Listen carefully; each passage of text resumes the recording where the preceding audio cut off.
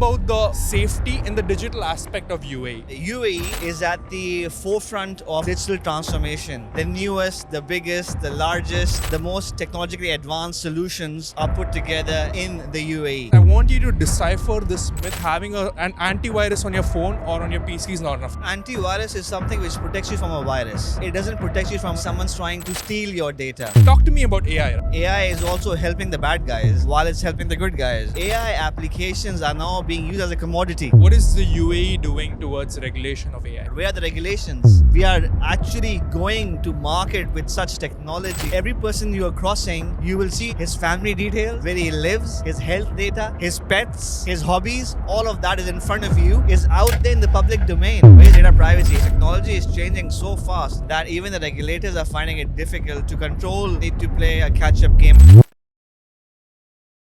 Today we have a very exciting interview as part of GISEC Global over here. We are present in GITEX and we brought in someone who's very seasoned in the cybersecurity industry. He has over 25 plus years of experience being in this field. I was probably a kid by the time. We are here to discuss with Hadi. Hadi is currently the acting CEO of CPX, which is one of the leading organizations in cybersecurity, providing end-to-end solutions to some of the biggest companies in the UAE. They have crazy partnerships with some of the biggest companies, which Hadi will be soon highlighting. We are here to discuss about AI, how it is impacting both sides, from the cyber criminal side and from organizations who are trying to improve their services. Hadi, welcome to the podcast. Thank you, Neet. Thank you for inviting me, and thank you for making me feel very old by saying you were a kid when I started my career.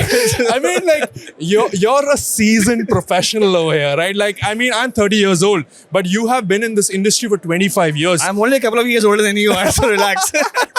No, but I think we would love to know about your journey first. Like, how did you get started and how did it develop? I started my career in the UK, and I started my career by advising people and becoming their go-to person to support them and tell them what's the best way.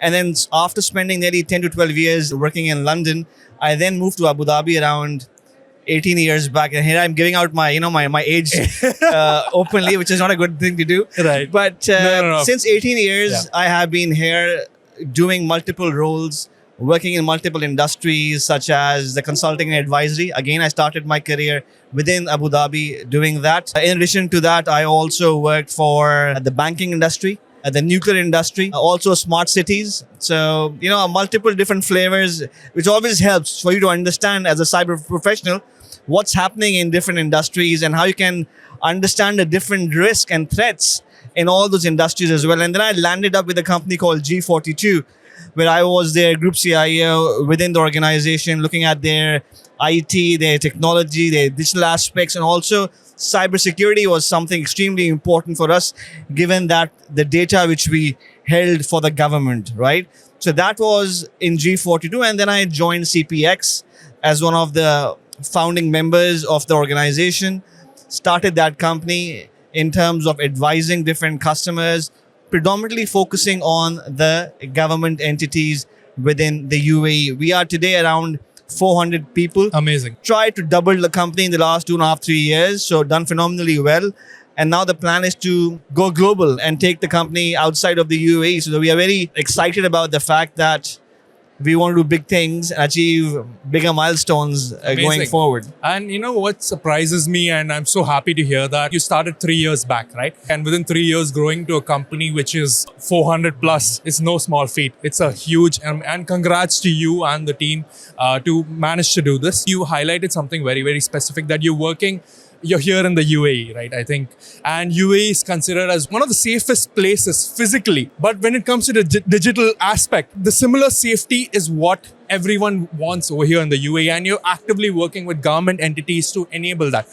Talk to me about the safety in the digital aspect of UAE. UAE as a country is at the forefront of digital transformation. Right. The newest, the biggest, the largest, and the most technologically advanced solutions are put together in the UAE. Correct. And whenever we're talking about technology advancements and digital transformations, there's always an angle of cybersecurity, which is clubbed to every single technology which we introduce in the ecosystem. And hence, I say to my colleagues and my friends that if you are in AI or if you are in cybersecurity, you will never be out of job. Why? Because as long as technology keeps on changing, cybersecurity angle will always be there and will always be evolving with the technology. Coming back to your question, cybersecurity within the UAE. So if you look at me and you today, Neet, I will guarantee you that you have at least 2 or 3 digital assets on you. I 100%. have I have this I have a smart ring. headband, Yeah. and you have a ring. Yeah. I have a smartwatch, and I have 2 phones, right? Yeah. So I have 4 digital assets. Correct. All of these digital assets have got data on them. Some of the data is my personal health data. So you can imagine how sensitive that data is. Then I have got my contacts, my personal conversations with my family on my phone. All of this data is extremely, extremely sensitive for anybody. So this shows you that technology is inside our lives. Hence, where's the security? It needs to be in our lives also. The awareness, our children, they go to school, they have gadgets, they have iPads, they have their own laptops. How aware are they today I don't about think they're cybersecurity? aware. I think There they're you not go. aware, right? And there's a huge lack of talent also in the cybersecurity field. Like, I think the demand is way greater than the supply that we Correct. have. And in fact, I was just reading, like, the population of the earth is 8 billion, right? And out of that, 4 billion people, as per a stat in 2022, are on the internet. Half of the world is on the internet, and like you pointed out, more and more of these are using multiple devices. I have 2 phones too. I have a smartwatch, I have a ring over here. Just multiply that number, right? I think the active devices which are there is around 10 billion, way more than the number. And if we go into the geeks out there, like, the people who are more into technology, this gadgets just keep increasing, right? And the There you go. adoption is going high. People, however, think from their end, when you think about cybersecurity, they think it is just an antivirus. That's what most people perceive it, right? Like the general public. Install an antivirus on my system in my endpoint and I'm good. But that's not what cybersecurity is all about. Correct. Right? It is more. Please explain this. I want you to decipher this myth for the people that just by having an antivirus on your phone or on your PC is not enough. Talk to me more, Hadi. So antivirus is something which protects you from a virus, right? It doesn't protect you from a data breach or if someone's trying to steal your data. For that, you have other controls, like you've got the firewalls and you've got the EDRs and MDRs and monitoring. And then once there is an incident, how do you recover your data? Correct. That's a whole field out there called incident response, remediation, rebuilding, recovery, forensics analysis, why this happened, who did this. All of that is a whole new world, Right. which nobody knows about. Right? Not many people know about that. So there's one angle of protecting your assets, your digital assets at home via an antivirus, but there's another thing called protection of your data in terms of how you keep your data safe. In most organizations, we have USBs which are blocked. The ports are blocked, so data cannot be exfiltrated. These are the controls which we put in place to ensure that your data doesn't get stolen. Absolutely. And I think data is the most important resource that we have, right? Like, and through this data, you can get access. I mean, people are spending millions or probably billions studying this data and trying to get analysis from this. For example, if I get your smartwatch's data, right? Like humans, when they're sleeping, their heart rate is the lowest at a particular stage when they're sleeping, right? In the stage of deep sleep. I, as a cyber criminal, know when this person is in his deepest sleep. And imagine me using this particular data to come to your house. You know what I mean? Like the possibilities are scary. And imagine if you have that data for the whole nation.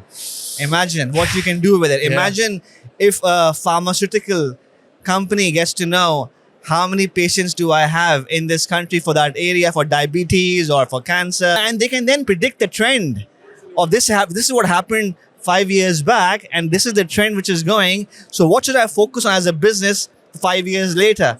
So that data becomes oil, right? It As we becomes say, massive. Like there you go. companies are able Becomes because, gold. you know, like I think some of the billion-dollar companies which are built are people who are able to talk about things before it happened, right? Like for example, when Apple came out, when Steve Jobs released the iPhone, nobody in the world knew they needed an iPhone, right? But I think they kind of predicted that. Even AI, People knew about AI from the time ChatGPT came out, but AI has been there so long back. People who have been in this industry, they're making billions of dollars. In fact, OpenAI right now had $1 billion IPO. They raised billions of dollars from there. And talk to me about AI, right? AI, it's great. Okay. Now I want to explore AI on both the side of things, right? AI, it's so amazing because it's able to process information much, much faster than what humans can do. Can humans read 1,000-page book in No. 1 minute? No. No. But AI can. It can read and it can summarize and it can give you actionable insights, right?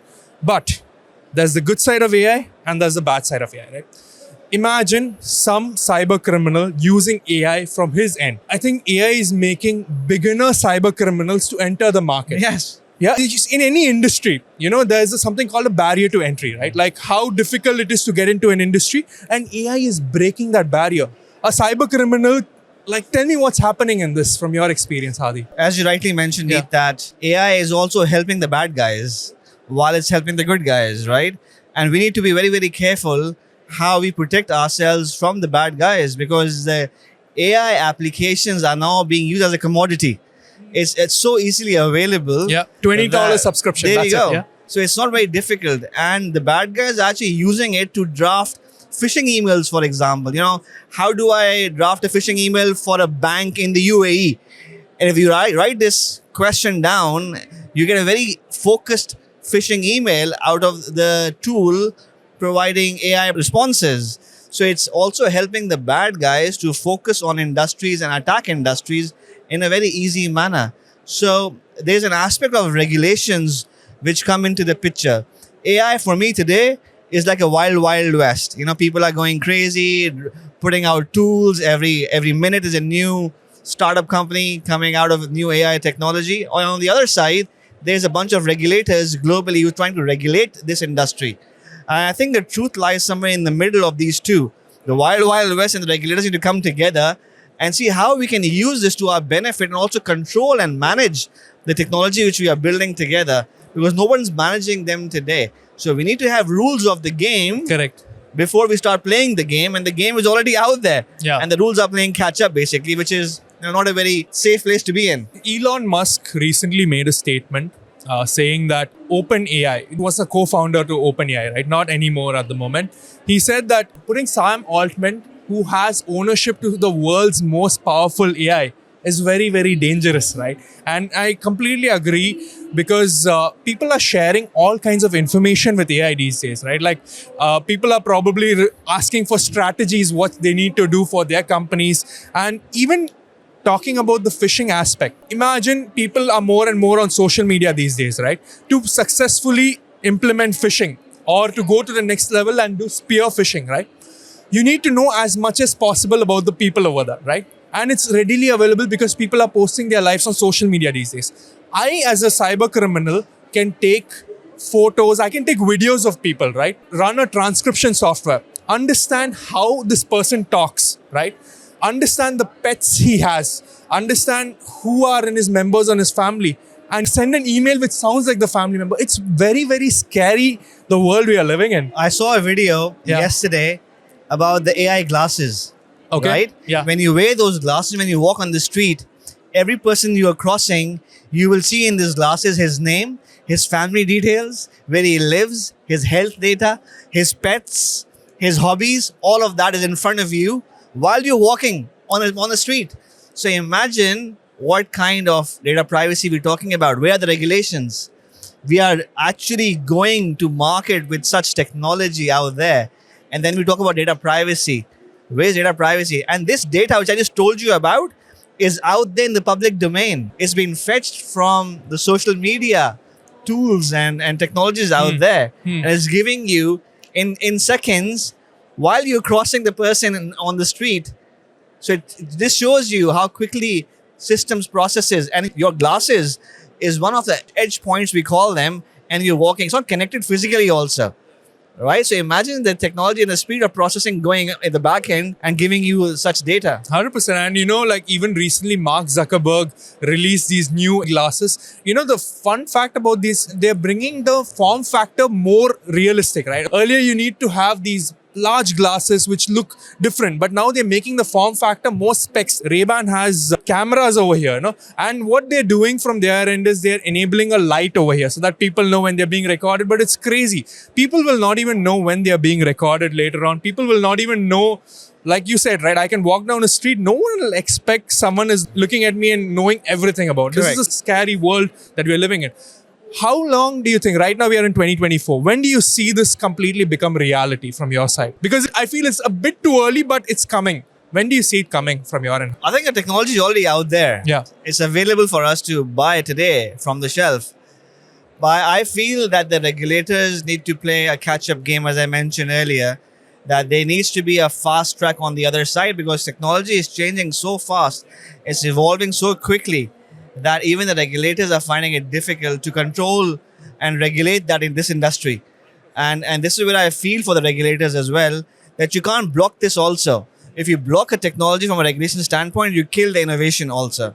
So we have to take a middle ground as to how can we grow and innovate and carry on innovating this tech while ensuring it's used for good and not for the bad. Speaking of regulation, right? I want you to talk about some of the regulation which exists in the UAE towards AI. What is the UAE doing towards regulation of AI? UAE was the first country to have an AI ministry, an AI minister. Globally, we were one of the first ones to have that, which shows the importance of AI within the country. Now, there's also another side to regulatory body is called the Cybersecurity Council, Right. which then regulates the controls around every single technology we use. Could be data, could be cloud, could be AI, could be all of that. So I believe Cybersecurity Council, as we speak, is putting together regulations to control AI. AI ministry makes sure that the AI being developed is used for good for the government Right. entities and also for the residents of the country. And Cybersecurity Council then wraps that technology via regulation to ensure that the data is kept private, it's sensitive data, and the controls are there, not just for individuals, but also for enterprises. And this is where the public-private partnerships come into the picture, Yeah. that the governments then need the private companies like CPX to come and advise them, give them the right technology, because we have those R&D departments and skills and resources who we can deploy to control the AI which is causing all this challenge. I think this is a good point to bring out for the people over here. Hadi mentioned about the Cybersecurity Council. And when I mentioned earlier in the conversation that CPX has some of the largest partnerships, right? I want you to talk about all the partnerships that you have. And you're partnered with the Cybersecurity Council as well, which is amazing. Tell us more about this. So there are two kinds of partnerships which we have. One is the partnership with the technology vendors and suppliers, and the others is with the entities we support, the government entities and the non-government entities as well. So from a technology standpoint, we have more than 300 partners we partner with, and then we use their technology for different initiatives, for different projects.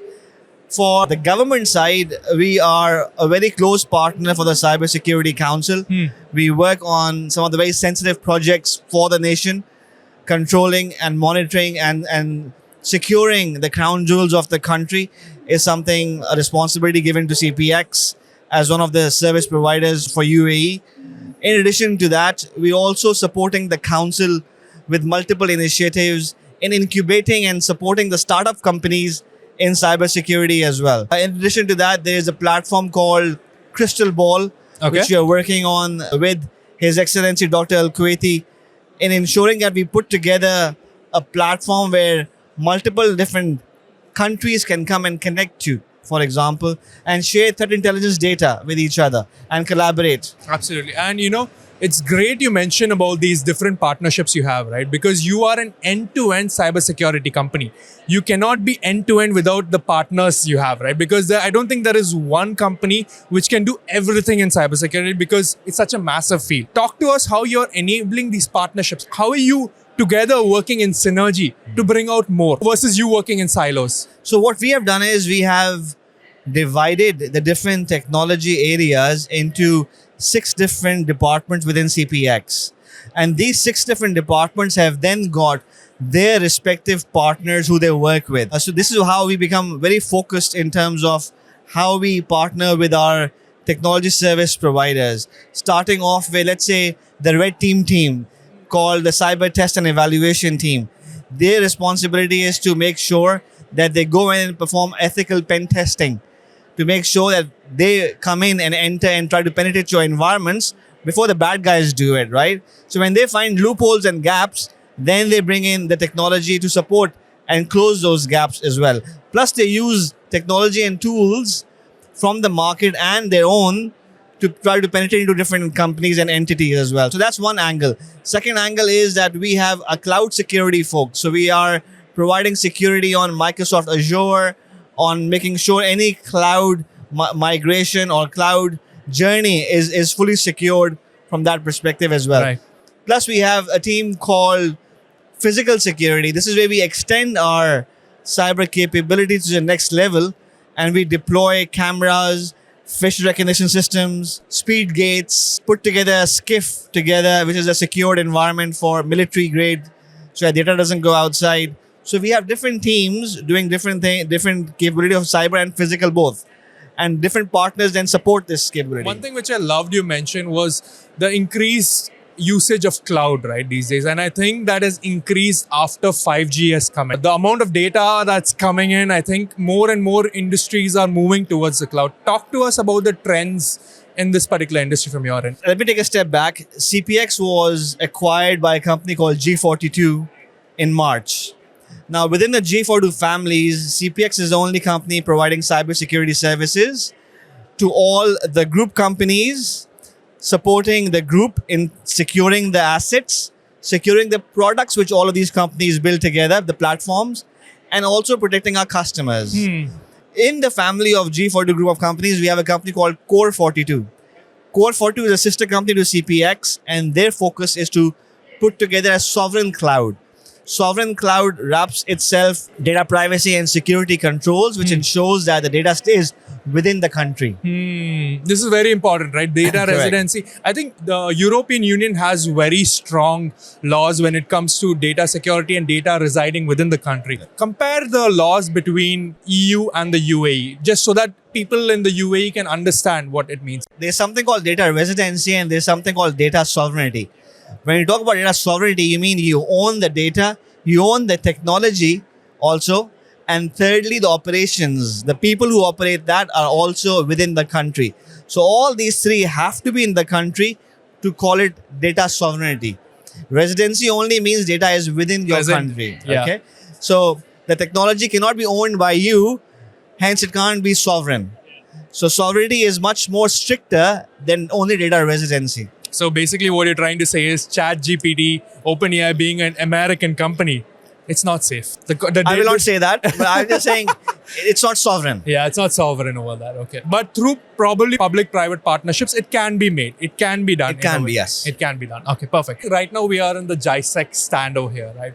And I think across your 3-year journey, one partnership which I think you've been part of every time is GISEC over Yes. here. Why have you partnered with GISEC across all the 3 years? What is the advantage that you see from your side? GISEC is something which is very, very close to our hearts. It's one of the only events we do as CPX within the UAE at a large scale. Every year, just like GISEC has been, we have been growing with GISEC as well.